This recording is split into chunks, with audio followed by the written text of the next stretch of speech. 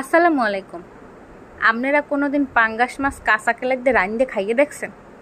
একদিন খাইয়ে দেখেন তো, সেই টেস্ট মনে করেন মোহে স্বাদ খালি লাগিয়ে থাকবে আর থাকবে। মুই হেলিকে লইছি 4-5 পিস পাঙ্গাস মাছ কেনার সময় চামড়াটা সিলেই আনবেন, হলে পাঙ্গাস মাছের গন্ধ অর্ধেক যাইবে গিয়ে। এরপর ধোয়ার সময় গরম পানি আর লবণ দিয়ে ভালো করে ধুইবেন, হাতেও ঘ্রাণ কমে যাইবে যারা পছন্দ করেন না আর কি। এরপর হলুদ লবণ আর মরিচ দিয়ে মাখাইয়া বাজে লইছি কড়া করিয়ে।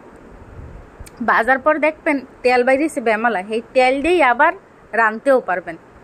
তাই সেই তেলের মধ্যেই মুই পেঁয়াজ রসুন আদা পেস্ট করে লইছিলাম, কষাই লইছি ভালো করে।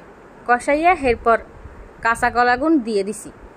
তাই কাঁচা কলাগুন আধা ঘন্টা আগে সিলাইয়া লবণ পানির মধ্যে ভিজেই রাখছিলাম। আপনারা যদি ভিজেই রাখেন লবণ পানির মধ্যে, হেলে মনে করেন কষ ছাড়ে যাবে।